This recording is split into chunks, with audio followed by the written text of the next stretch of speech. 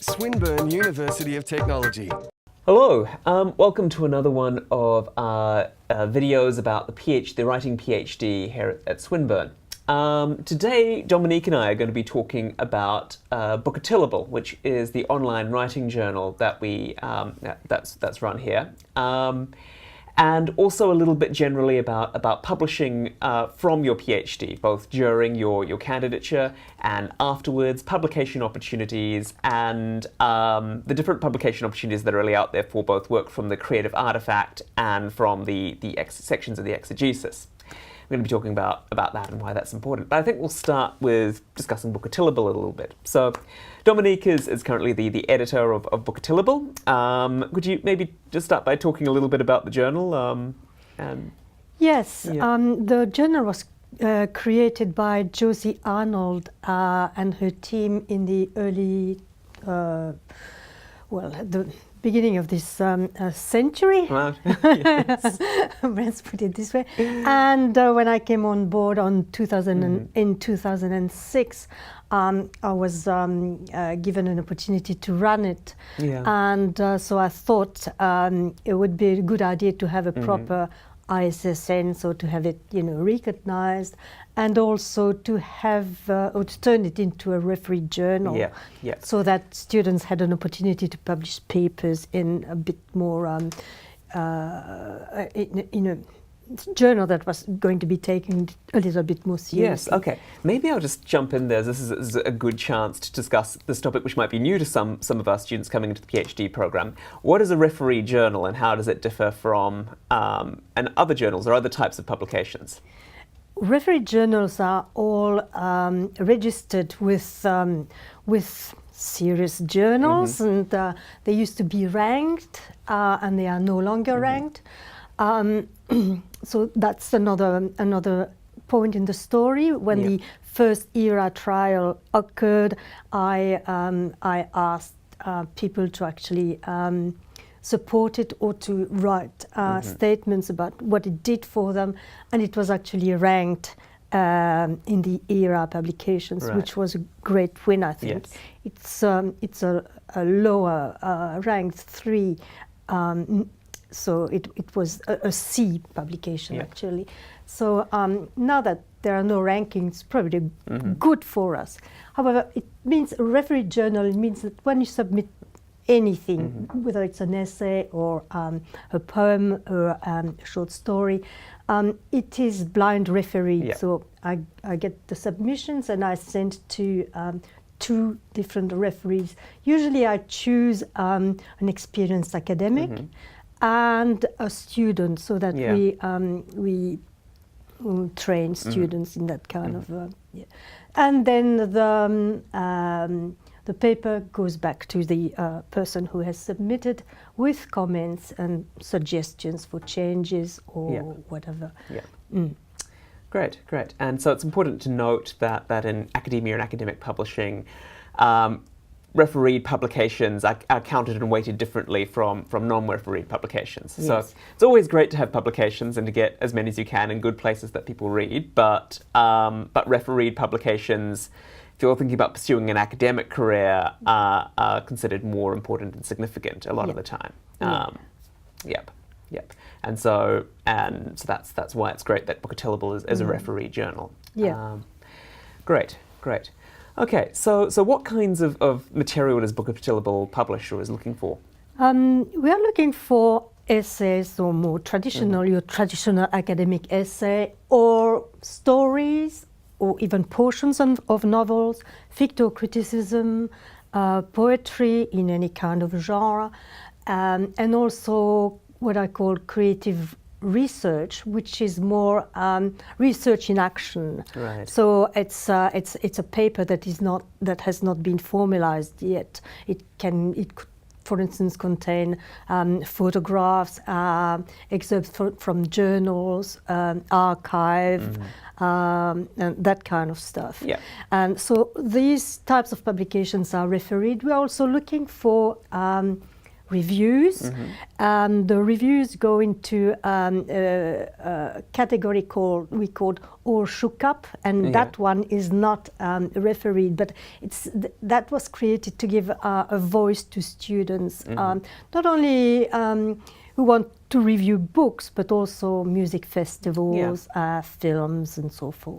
Great. So it's a great range of types of material that are published on the site, both traditional research and non-traditional creative research, and also creative outputs as well. So fiction, poetry, and some space for reviews. So great. Okay. So obviously, I mean, Bukker Tillibul offers students, I think, some good publication opportunities, both from the creative artifact, if there's a section from a novel or a short story, or a piece from a novel that could stand as a short story, or a short story that they've written.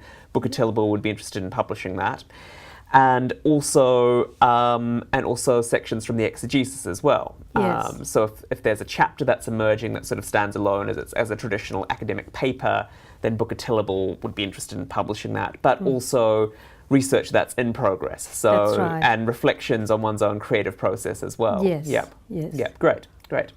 So, at what point in their candidature should a student start thinking about publishing if they're not already publishing work? I think they should start, from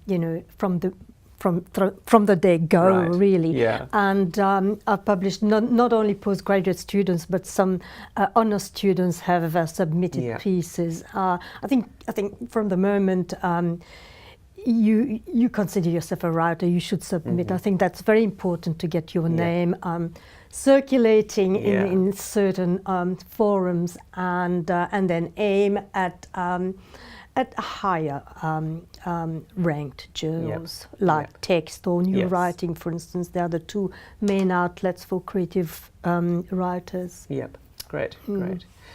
Good.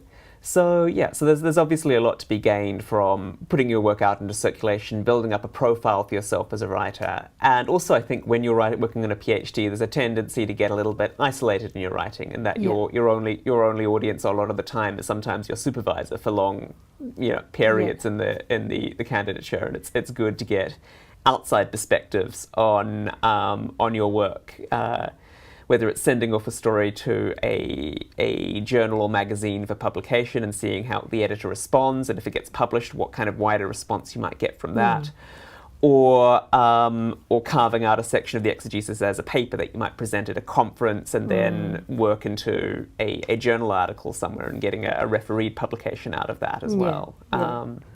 All of these things are very important, not just for career development, but for your development, I think, as a writer in terms of... It validates your work, and that's why we write. It's important to have an audience, actually. Yes. Great. So going back to Bukker Tillibul, could you tell us a little bit about the origins of the name? The name comes from the Wurundjeri people. Swinburne had a campus at Lilydale, and Lilydale was actually built around a quarry. So Bukker Tillibul actually means fallen star, because there was a legend that a star fell and created that quarry. And so an artist actually designed or made a sculpture called Bukker Tillibul, and it was the signature of our campus at Lilydale, so that's why we chose that name.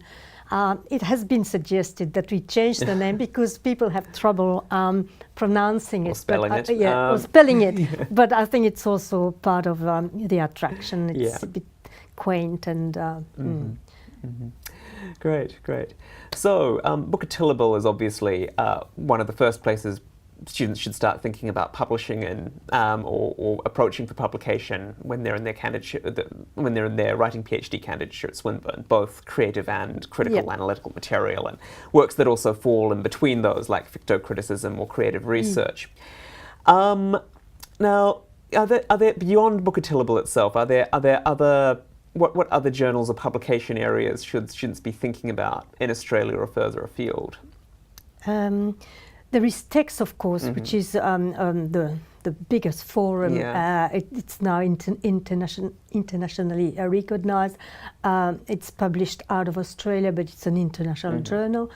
there is also New Writing, which is published out of the UK, Yeah. which publishes similar material, and the AAWP, that is the Australian Association for Writing Programs, has another creative journal called Meniscus, Right. and they specialize in more experimental writing. In point of fact, it's a bit similar to what we publish in Bukker Tillibul. We like writing that is that takes risks, as I say. But I also wanted to say that Bukker Tillibul, although it favors works by students, it's not only for students. It's got an international board of referees, and I publish articles by people from the UK, the US, and I think even from France. I've got one poem coming soon. So just have a look. It's quite, it's broad. Yeah, great.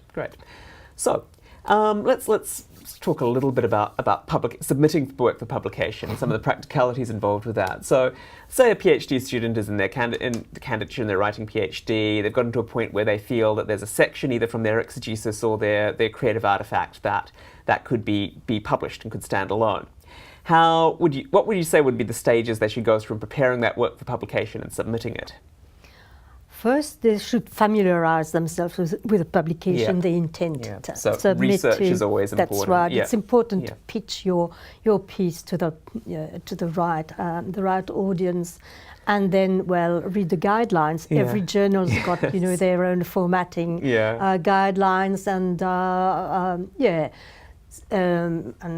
referencing style and so forth. So familiarize yourself with that, because as the editor, sometimes I get a little bit annoyed when the submission is a bit fancy. It makes my job and your job a lot easier too when things are formatted properly. And then just write your piece and make sure that you proofread it. Or have somebody else proofreading it for you, which is even much better, because sometimes we don't see our mistakes. Good. And submit. Yes. And if you don't hear from people, just send us a reminder, because we do that in our own time, and sometimes we lose track of things. That's right. As I say to students in other classes a lot of the time, in undergraduate classes who are thinking about submitting work for publication, one thing you really need is patience a lot of the time when you send work out. All journals and magazines take a long time to get back to people, and that can be annoying and disheartening sometimes, but there are often a large number of submissions that people have to process in limited working space for that. And in the best of worlds, we actually publish quite rapidly. We don't have a set time for publication, so it's pretty much when your piece has been accepted, you've done the revisions, you send it back, and then usually it takes about 1 or 2 weeks to post it, depending on how busy we are. Great. That's ideal. Yes. Fantastic. Okay. Well, I think that gives it a good sort of, I think that opens the field or the discussion of publication and publication opportunities for students. And Bukker Tillibul is waiting for your submissions. That's right. Yep. We'd love to publish quality work from either creative, critical, or creative and critical material. So great. So thanks, Dominique. Thank you. And thank you. See you next time.